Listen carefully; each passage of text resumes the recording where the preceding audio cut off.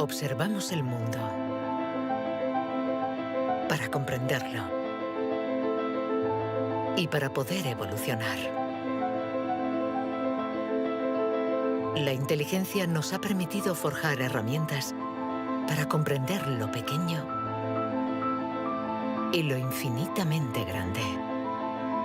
Desde hace más de un siglo, psicólogos, biólogos, genetistas y neurocientíficos la diseccionan, la analizan y la miden. Hemos inventado los ordenadores y caminado sobre la Luna. Pero contrariamente a lo que podríamos creer, nuestra inteligencia individual no ha aumentado. Hoy en día, la ciencia explora las diferentes facetas de nuestra inteligencia. Pero, ¿saben en realidad los científicos qué es la inteligencia?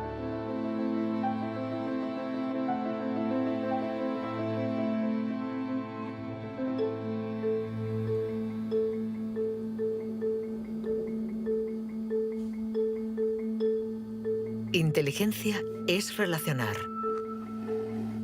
unir elementos diferentes para hallar soluciones. Para entenderla, hay que conseguir dividirla y aislar todos sus componentes. Los investigadores estudian sus diferentes facetas.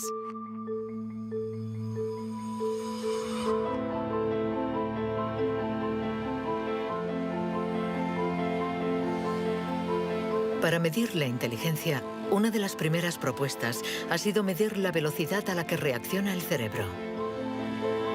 Este es el método que el profesor Tenny Januis ha utilizado. Él ha comparado nuestro tiempo de reacción con el de nuestros ancestros. Y los resultados de su estudio no nos favorecen.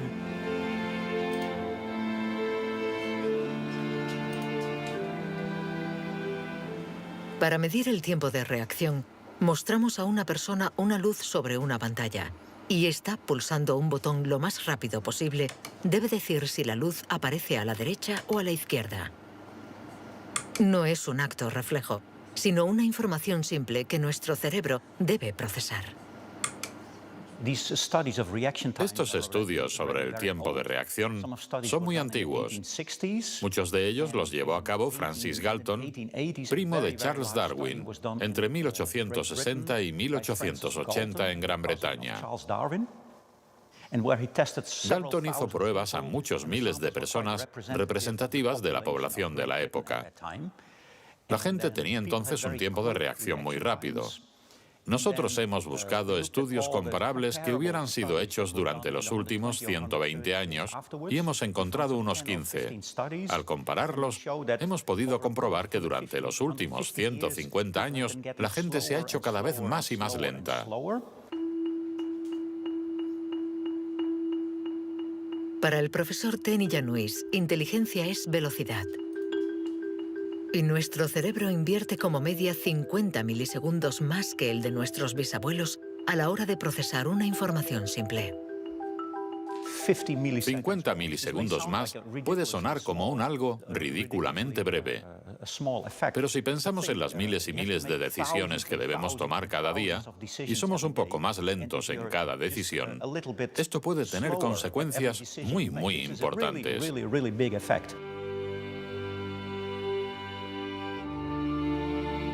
El profesor Tenny Januis está convencido de que somos menos inteligentes que en el siglo XIX.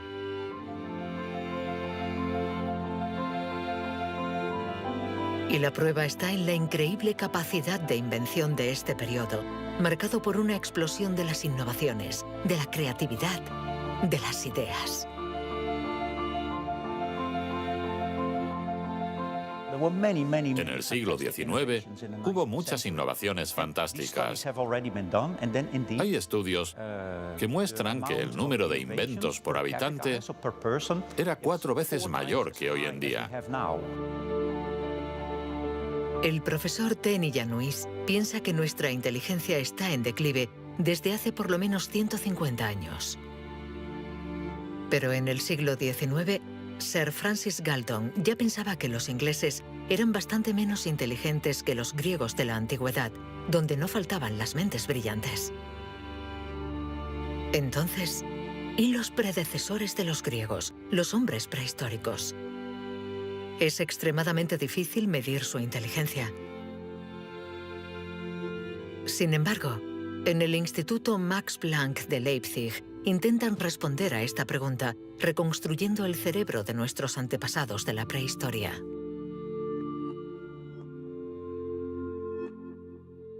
La paleoneurología es una ciencia muy frustrante, porque su objeto de estudio es casi inexistente. No hay cerebros fósiles. Lo que sí tenemos es la caja que contenía este cerebro.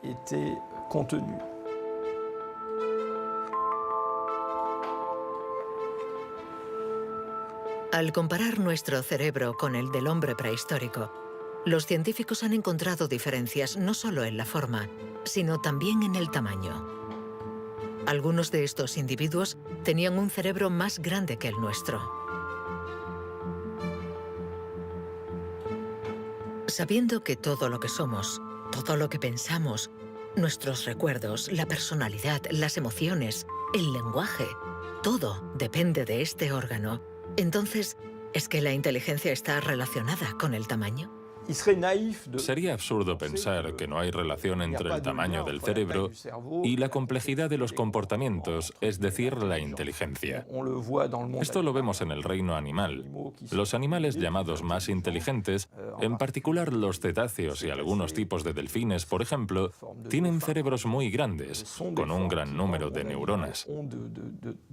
Por lo tanto, encontramos en ellos algo que también encontramos en los grandes primates y en el hombre.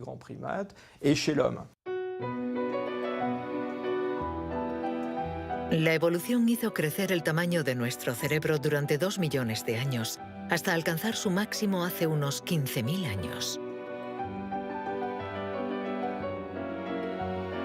El hombre de Cro-Magnon, que pintó en la cueva de Lascaux hace unos 17.000 años, era un Homo sapiens como nosotros. Pero de todos los Homo sapiens, este era el que tenía el cerebro más grande. El tamaño de nuestro cerebro ha disminuido en comparación con el de este antepasado. Y según algunos investigadores, somos menos inteligentes que él. Pero esta teoría no es compartida por todos. Yo no creo que haya una inteligencia que se pueda medir con una regla y decir que nuestro reciente antepasado era igual o más o menos inteligente. El hombre de Cro-Magnon tenía la inteligencia que necesitaba para sobrevivir en su mundo, pero no para trabajar en un banco. Si viajásemos 25.000 años atrás en nuestra máquina del tiempo, para traer al presente al hombre de Cro-Magnon, sin duda se adaptaría al mundo en el que va a tener que vivir. Historically, you guys have struggled to adapt. Yeah, right. Walking upright, discovering fire, inventing the wheel, laying the foundation for all mankind. You're right. Good point. Sorry we couldn't get that to you sooner. Connie, your reaction? We live in a society where the individual ego and the group dynamic are in constant struggle. Response? Yeah, I have a response.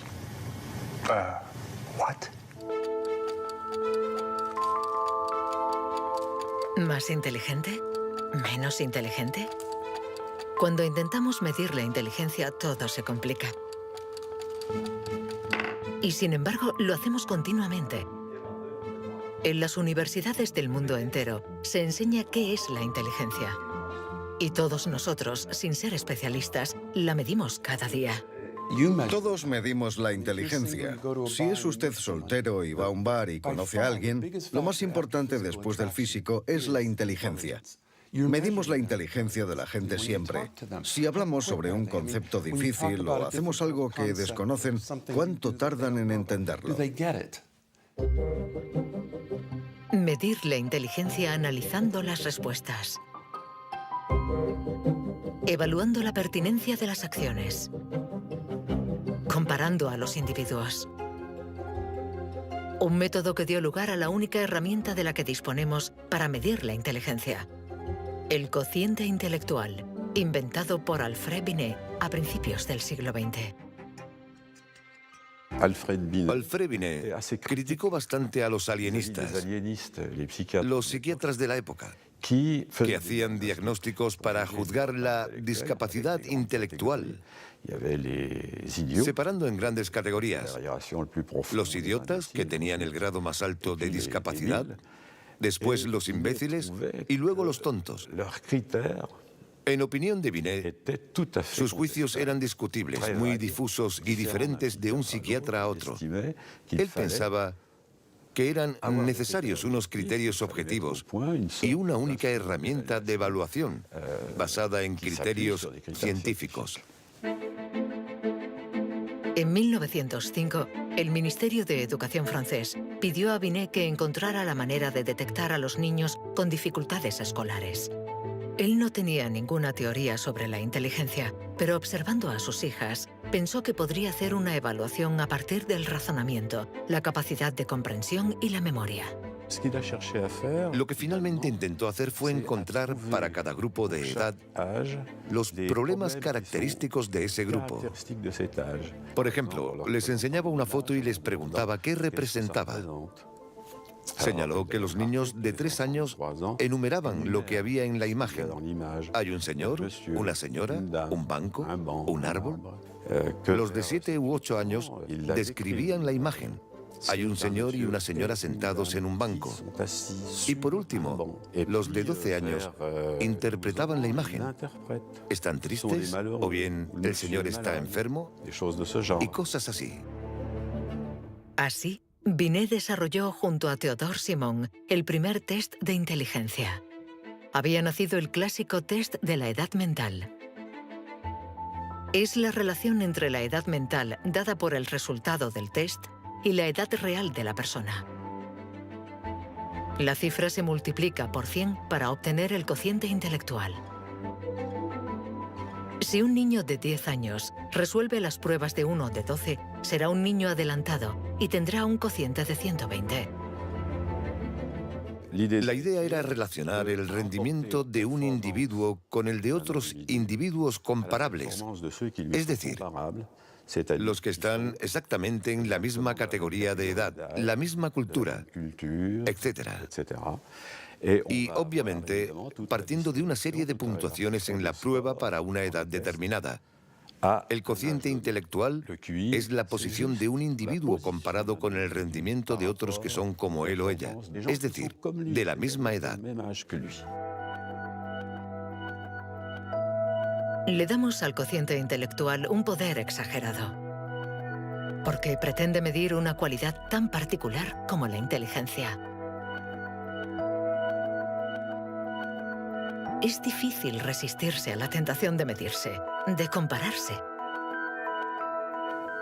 Lo que sí es un poco ridículo es lo que nos encontramos actualmente en Internet, como las páginas web que calculan nuestro cociente intelectual.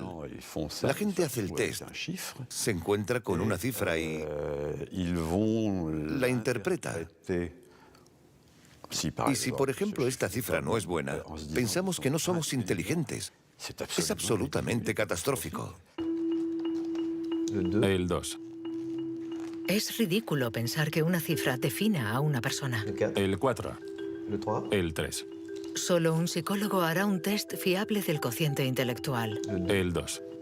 Ya que debemos saber cómo interpretarlo en relación con el pasado del individuo, su presente El 2 y el 3. y su personalidad. Este cociente mide la inteligencia. Compara a las personas. Pero ¿nos permite saber si nuestra inteligencia ha evolucionado desde que Binet lo inventó hace más de un siglo? ¿Obtenemos mejores resultados en el test hoy? En Nueva Zelanda es donde por primera vez han respondido a esta pregunta. Allí, James Flynn ha hecho un descubrimiento sorprendente que los científicos de todo el mundo han bautizado como el efecto Flynn.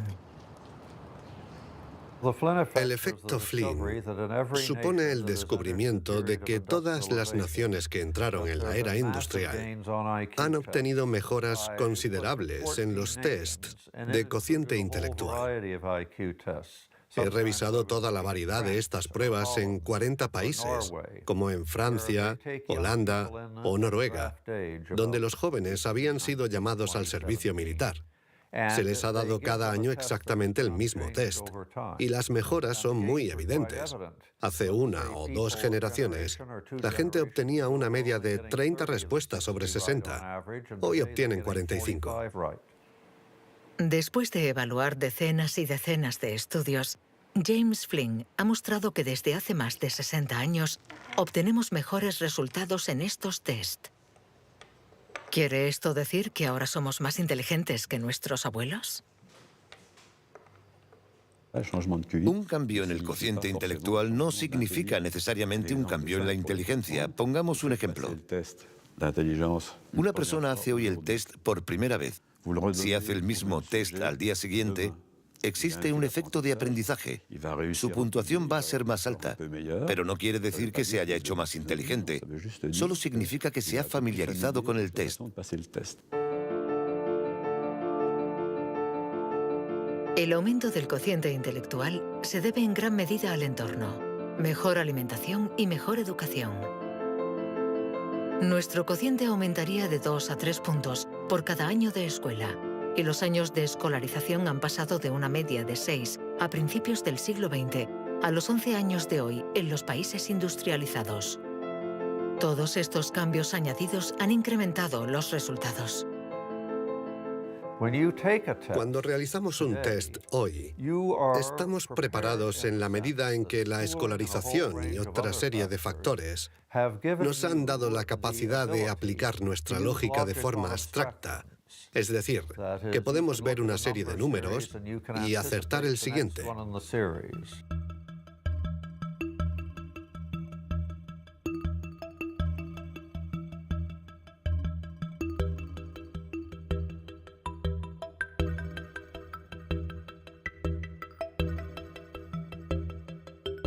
En cuanto a la inteligencia, no hay que fiarse de las apariencias. Tener mejores resultados en estos test no implica que seamos más inteligentes. Se trata solamente de que estamos mejor preparados para pasar el test. Nuestra inteligencia es como un músculo que entrenamos para obtener de él todo su potencial, y con el entrenamiento podemos alcanzar nuestros límites. Las cifras lo demuestran. Tras decenios de mejora, los resultados de los test han llegado al tope. Incluso están empeorando en países como Inglaterra, Dinamarca o Noruega. El aumento del cociente intelectual es un fenómeno que ha durado un siglo, pero todos los países terminarán por llegar al tope de este incremento. Sospecho que la educación formal ha abusado de la capacidad de manipular los conceptos abstractos y, a menos que se produzca una revolución de la pedagogía, los beneficios que ha producido la escuela van a tocar techo, ya que hoy en día casi todo el mundo está escolarizado.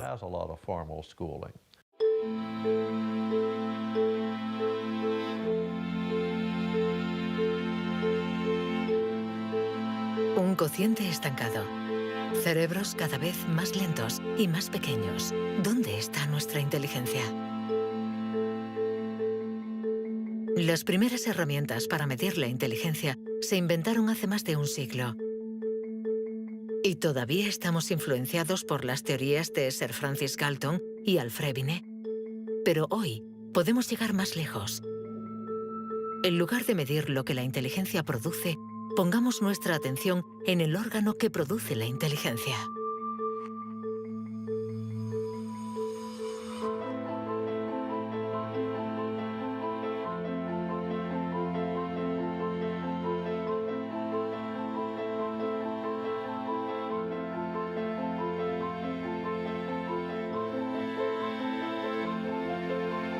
Richard Heyer es psicólogo y neurocientífico en la Universidad Irving de California. Desde hace más de 30 años, intenta averiguar cómo es un cerebro inteligente.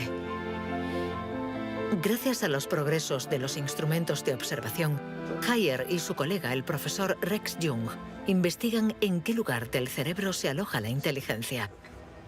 Veamos el cerebro de Richard Hayer. Vemos un bonito cerebro. El doctor Hayer es una persona brillante e inteligente y vemos todas las regiones que sustentan su inteligencia.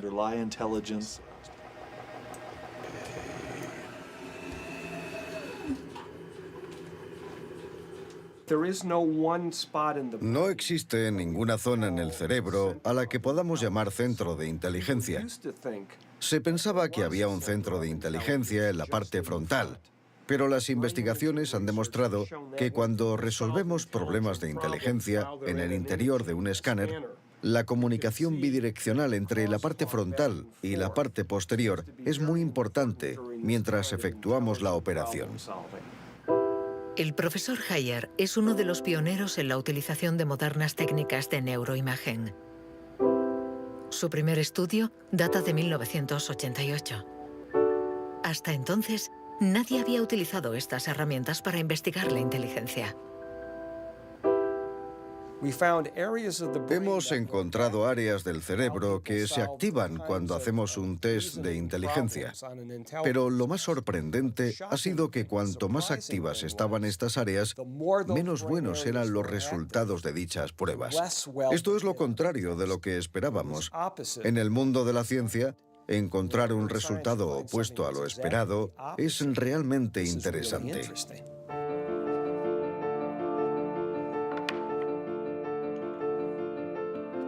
Un cerebro inteligente no es un cerebro que funciona más, sino todo lo contrario. Es un cerebro que funciona menos. Esto es lo que llamamos neuroeficacia. Ser inteligente consiste en resolver un problema con el mínimo esfuerzo.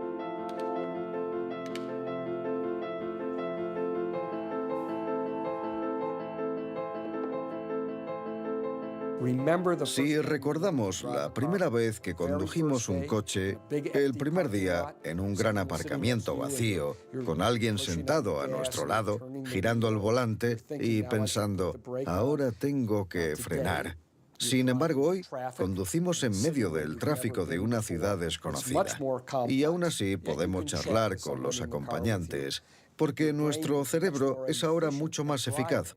Por lo tanto, un alto nivel de inteligencia no está necesariamente ligado a un cerebro que trabaja más, sino a una transmisión más eficaz de la información entre las zonas importantes del cerebro.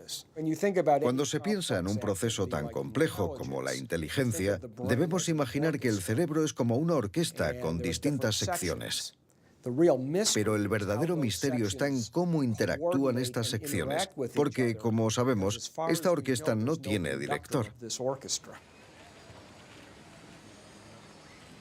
Si el cerebro es una orquesta, entonces la inteligencia es la música.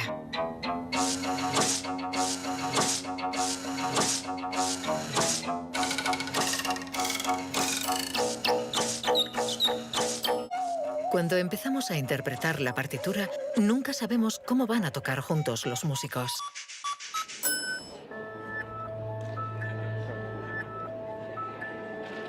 En la Universidad de la Sorbona, el profesor Olivier Houdet busca un director para esta orquesta. Para encontrarlo, mide la actividad eléctrica del cerebro mientras los niños resuelven problemas. Lo que le interesa es lo que él mismo llama bugs de inteligencia.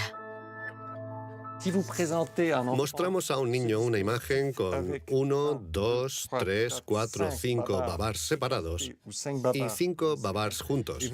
Y le preguntamos si hay el mismo número de babars en la parte de arriba y en la de abajo. Hasta los 7 u 8 años, todos los niños del mundo responderían, hay más arriba, porque la imagen es más larga. El cerebro de los niños es fácil de engañar por la inteligencia visioespacial, según la cual longitud es igual a número. Esto significa que tenemos caminos neuronales distintos para resolver una misma tarea.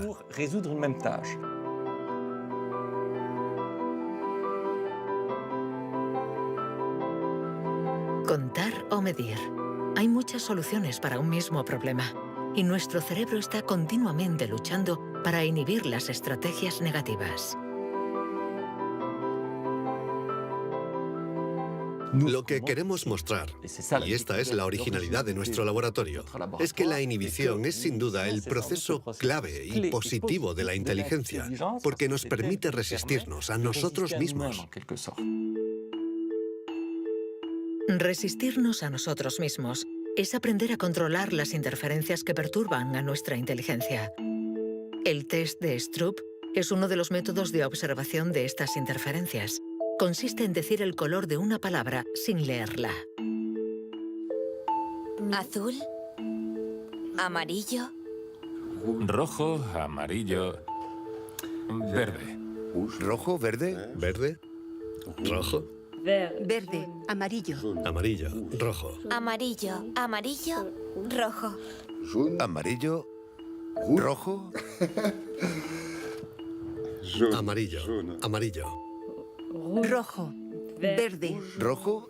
¿Amarillo? ¿Azul? ¿Verde?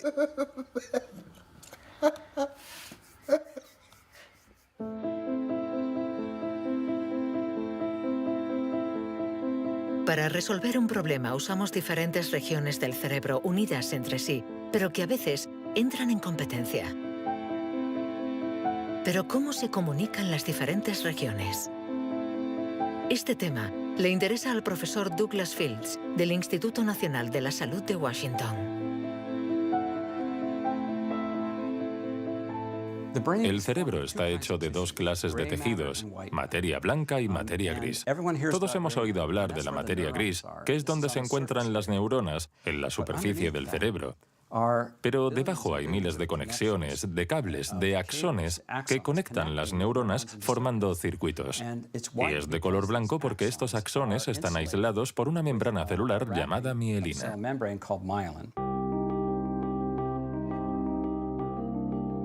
La mielina envuelve los axones y permite que la información circule de forma rápida y eficaz en el cerebro.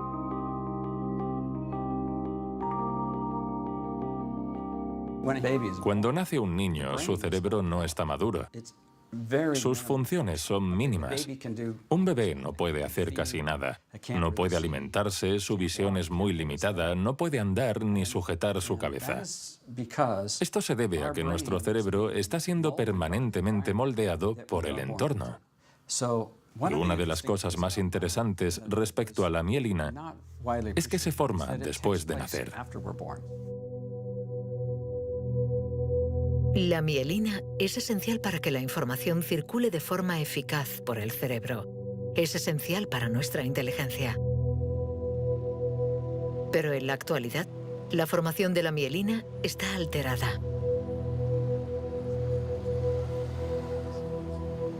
Barbara Demnex, endocrinóloga del Museo de Historia Natural de París, estudia cómo nuestra inteligencia está amenazada por uno de los azotes del siglo XXI. La contaminación. En cualquier parte del mundo donde vivas, estarás expuesto a ciertas sustancias químicas que interfieren en el funcionamiento de la hormona tiroidea. Esta es la hormona producida por la glándula tiroides que está en la base del cuello. Es necesaria para el desarrollo del cerebro desde las primeras etapas del feto hasta una edad más avanzada como la mía, para asegurar el mantenimiento de las funciones mentales, incluida la mielinización.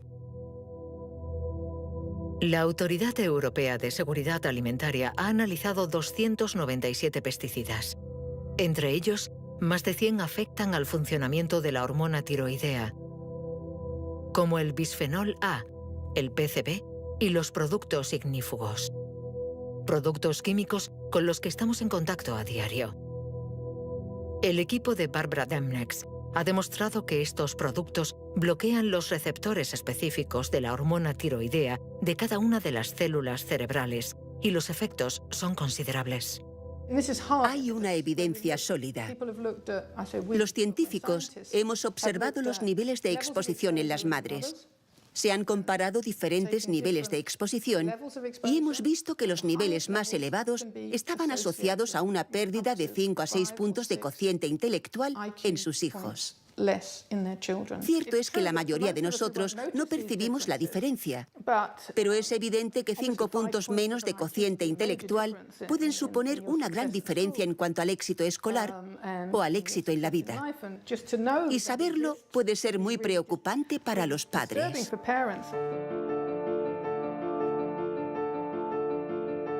Nuestra inteligencia nos ha permitido crear un mundo complejo, pero a costa de degradar el medio ambiente. Y podríamos estar pagando el precio si esta degradación afecta a nuestro cerebro, actuando, por ejemplo, sobre la mielina. Pero si este fenómeno se confirma, ¿qué haremos? Durante más de un siglo, hemos pensado que los procesos mentales se debían solo a la actividad eléctrica de las neuronas. Pero hoy, los neurólogos han comenzado a explorar nuevos campos. Tan solo el 15% de las células del cerebro son neuronas. El resto, el 85%, no se comunican mediante impulsos eléctricos. Las llamamos glía. Nuevos métodos nos han permitido ver, para nuestra sorpresa, que las células gliales se comunican entre ellas y con las neuronas sin electricidad. Esto es un punto de partida fascinante, porque supone un cambio fundamental de conceptos respecto al funcionamiento del cerebro a nivel celular. Células gliales. Células mucho más numerosas que las neuronas y que forman su entorno. Algunas fabrican la mielina. Otras alimentan a las neuronas y las protegen. Estas se denominan astrocitos. Y un descubrimiento inesperado indica que los astrocitos juegan un papel en la inteligencia. Todo comenzó con un genio. En abril de 1955, en el Hospital Princeton de New Jersey, el patólogo Thomas Harvey dirigió la autopsia de Albert Einstein. El 18 de abril, a las 8 de la mañana, decidió robar el cerebro del hombre considerado como la encarnación del genio. Pretendía examinar este preciado órgano para encontrar el secreto de la inteligencia. Después de esconderlo en su casa durante 27 años, autorizó a otros científicos a examinarlo. Estos descubrieron en el cerebro de Einstein lo que podría ser el secreto de su inteligencia. El cerebro de Albert Einstein fue examinado para ver qué era lo que lo hacía más inteligente, y no pudieron encontrar ninguna diferencia en el número de neuronas ni en el tamaño. No había nada, excepto que su cerebro tenía más astrocitos. Esto llamó la atención de mucha gente sobre el papel de los astrocitos en la inteligencia. Los astrocitos. Células gliales identificadas hace más de un siglo. Aunque en los últimos años, los científicos han comprendido que su función no era mucho más compleja de lo que imaginaban. Los astrocitos sirven para muchas cosas. Controlan la sinapsis, controlan el flujo sanguíneo en el cerebro, alimentan a las neuronas, reaccionan a las heridas.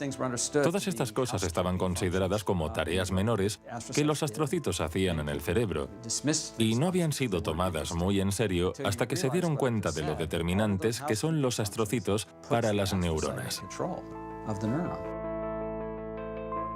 Un astrocito humano controla cientos de neuronas, muchas más que, por ejemplo, un astrocito de ratón. Basándose en esta observación, un equipo de la Universidad de Rochester ha realizado un experimento fascinante. Para entender mejor la inteligencia humana, han decidido cruzar la barrera de la especie y han trasplantado astrocitos humanos en el cerebro de un ratón. Hemos trasplantado astrocitos humanos en ratones y el trasplante invadió literalmente todo su cerebro. Cuando lo revisamos un mes después, pudimos ver que allí donde habíamos realizado el injerto, este ocupaba un lugar discreto. Un año más tarde, todo el cerebro se había injertado a sí mismo. Todas sus células habían sido literalmente reemplazadas por células humanas.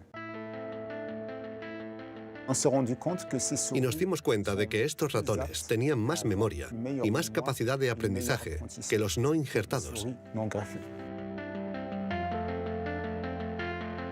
Para comprobar las capacidades de los ratones con el cerebro modificado, los metieron en un laberinto.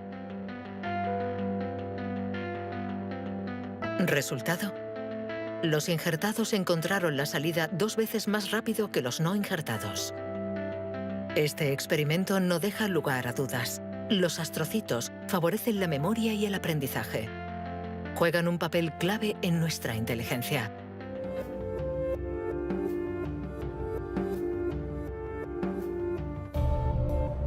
La inteligencia se refleja en el funcionamiento del cerebro. Pero ¿cómo se explica la diferencia entre las inteligencias de nuestros colegas, amigos o padres?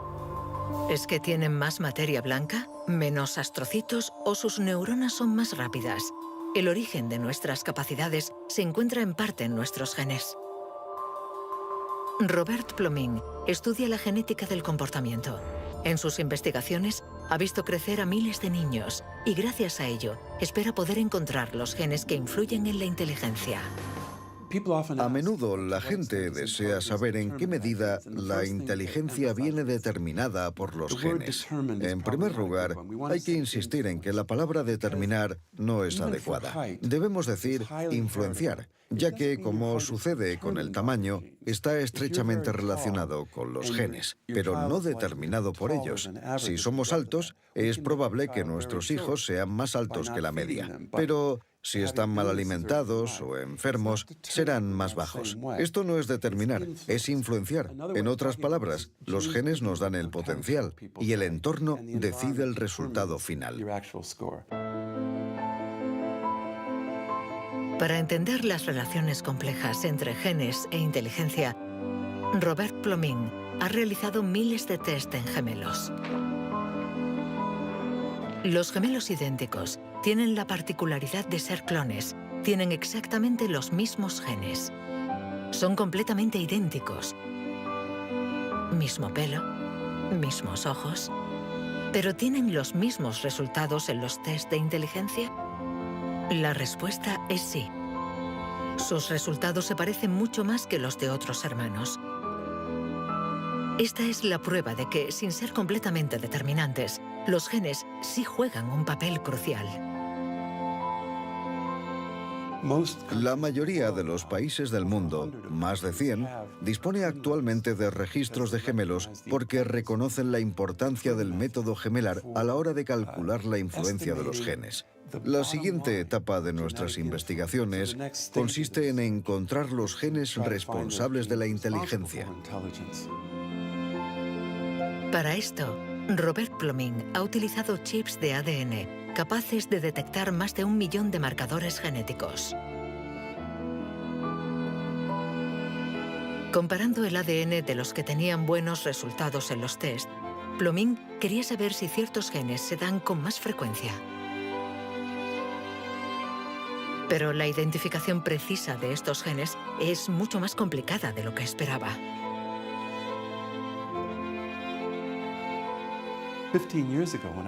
Hace 15 años, cuando comencé a buscar los genes de la inteligencia, nadie imaginaba que sería una tarea tan difícil. Pudimos identificar más de 300 genes que influyen sobre la inteligencia.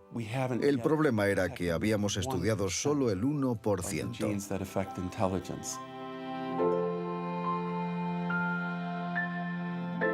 La inteligencia está influenciada por la interacción de muchos miles de genes que conforman una red increíblemente compleja. Además, producen efectos distintos en función de la región del cerebro donde actúen.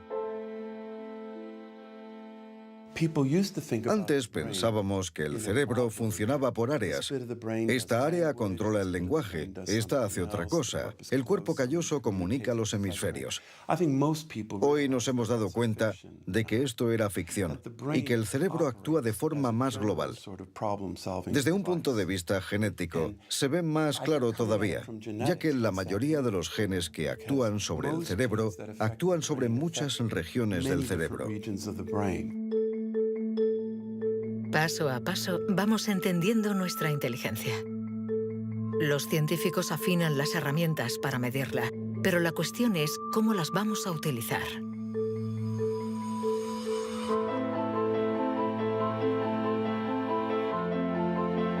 La inteligencia es lo que mejor predice nuestro nivel de estudios o nuestro empleo. Por lo tanto, hablar de la inteligencia es delicado, ya que tendemos a valorar, clasificar y jerarquizar, con el riesgo a equivocarnos que conlleva. El error de razonamiento está en considerar que la inteligencia puede ser esencialmente hereditaria. Y esto nos ha llevado a divagaciones, en mi opinión, total y absolutamente ridículas. Por ejemplo, en 1924, creo, se votó en Estados Unidos una ley que restringía la inmigración mediante cupos, porque en los test daban resultados menos buenos. Y se suponía que los inmigrantes eran hereditariamente menos inteligentes. Se limitó, pues, su entrada al país para evitar un descenso en la media. Como sabemos, entraban por la isla de Ellis, frente a Nueva York, donde muchos de ellos eran devueltos, sobre todo aquellos que se anticiparon al auge del nazismo. Pienso especialmente en los judíos de Europa del Este que fueron expulsados por razones absolutamente estúpidas. Durante mucho tiempo, creímos que nuestro origen era determinante y que nuestra herencia controlaba nuestras vidas. Después, por suerte, la ciencia ha abandonado esta visión determinista. Pero la inteligencia es algo especial. Un tema tan sensible que los pasos en falso han marcado su historia. William Shockley, físico visionario y premio Nobel por su descubrimiento del transistor, resultó menos brillante en sus estudios sobre la inteligencia. Dr. Shockley, if you could answer it yes or no, I would appreciate it. Do you believe that black people are inferior in intelligence because of their heredity?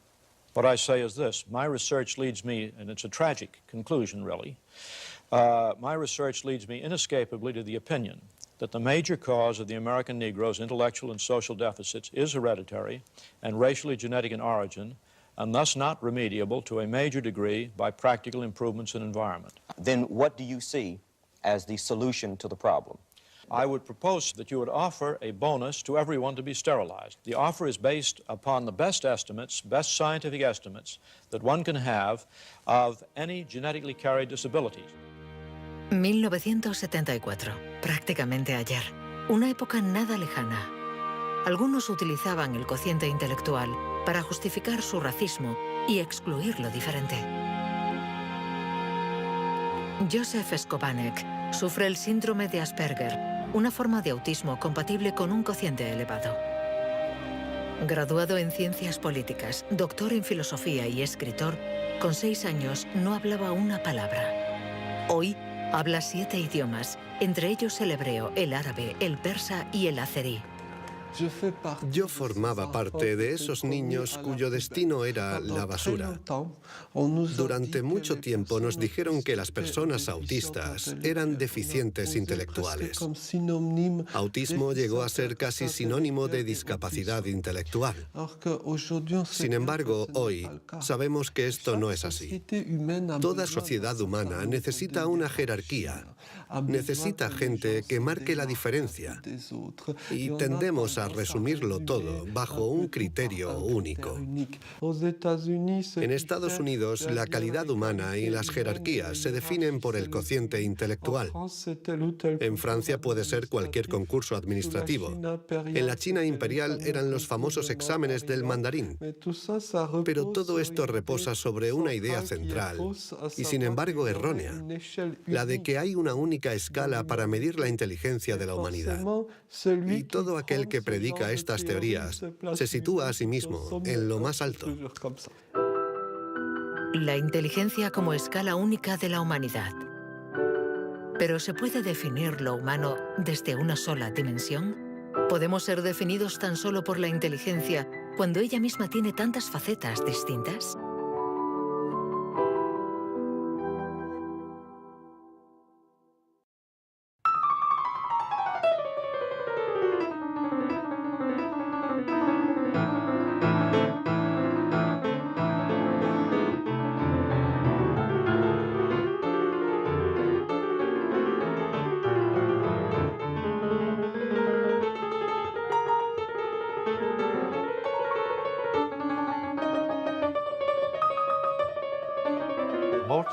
Nos han dicho siempre que Mozart podía tener en la mente una sinfonía entera. Cuando escuchamos una sinfonía, debemos seguirla a medida que se desarrolla en el tiempo. Sin embargo, él la veía en su totalidad. Viene a ser la clase de complejidad mental de un matemático cuando tiene en mente 7 u 8 fórmulas y conoce todas las conexiones posibles entre ellas. Pero siempre podemos argumentar.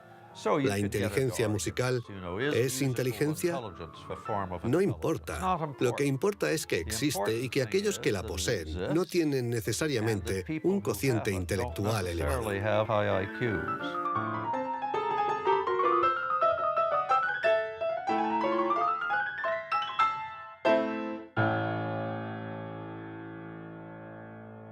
Siempre ha existido una reticencia a considerar que existen formas distintas de inteligencia y una cierta tendencia a querer determinar un cociente intelectual general. Una única escala de inteligencia donde podemos situarnos por encima o por debajo. Pero la realidad lo contradice. Existen numerosas formas de inteligencia y podemos tener un nivel muy alto en algunas de ellas y un bajo nivel en otras. Esta idea estaba en los primeros estudios sobre la inteligencia. Hoy, los científicos ya han aceptado que sea cual sea el método utilizado, no van a conseguir medir la inteligencia con una escala única.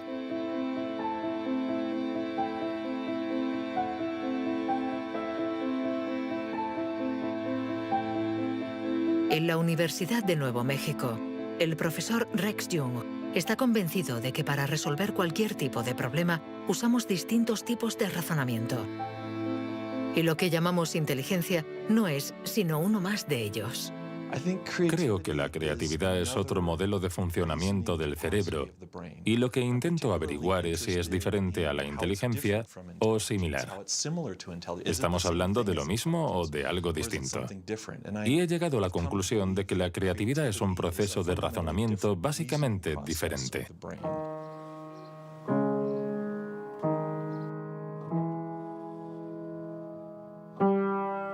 Leer una partitura es ser inteligente utilizando nuestros conocimientos.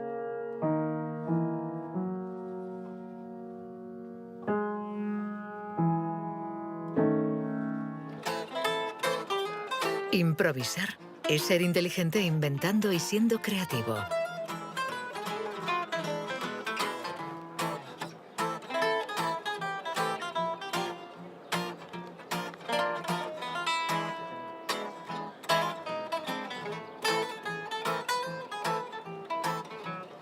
Un músico puede ser a la vez inteligente y creativo, un sujeto de estudio ideal.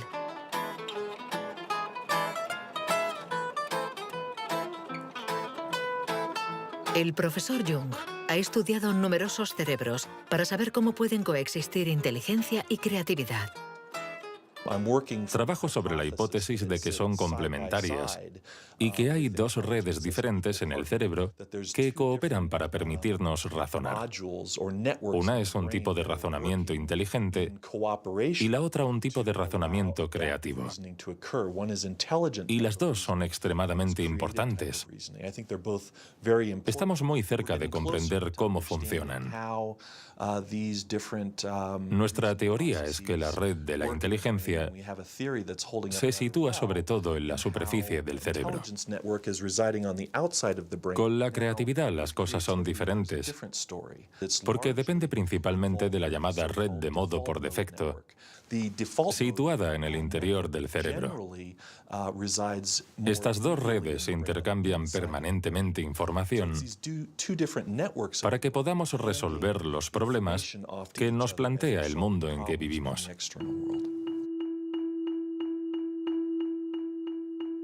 Todos hemos experimentado esa sensación de una idea que surge de no se sabe dónde con la fuerza de la evidencia. Lo que nos revelan los neurocientíficos es que la forma de razonamiento inventivo-creativo es una única forma de razonamiento. ¿Podemos ser inteligentes sin ser creativos? ¿O creativos sin ser inteligentes? ¿Esta cuestión tiene sentido? Para evolucionar de forma inteligente, ¿no necesitamos todos los recursos de nuestra mente? No podemos ser creativos, por ejemplo, en física, si solo tenemos formación en física. Para ser creativos en física, necesitamos estar educados en ese universo extraño y poder utilizar y reutilizar los mecanismos mentales que hemos aprendido en otros contextos. El problema de las investigaciones estériles es que se encierran en su burbuja y no dan ni reciben información. Por el contrario, las personas creativas son aquellas que importan ideas de un universo a otro.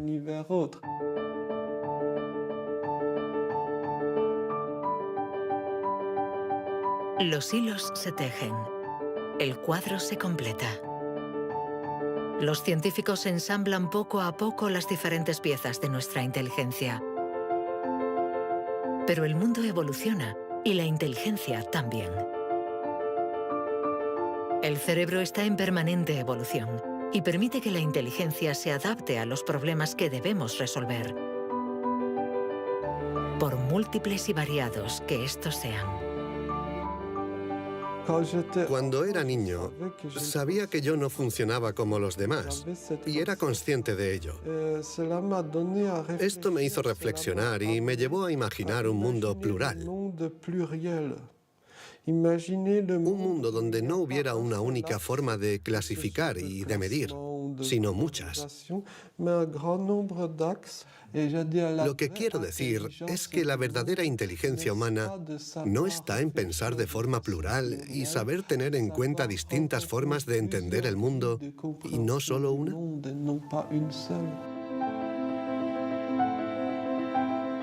El papel de la ciencia no debe ser el de decir si somos más o menos inteligentes que nuestros vecinos o que nuestros antepasados, sino el de ayudarnos a entender cómo funciona nuestro cerebro.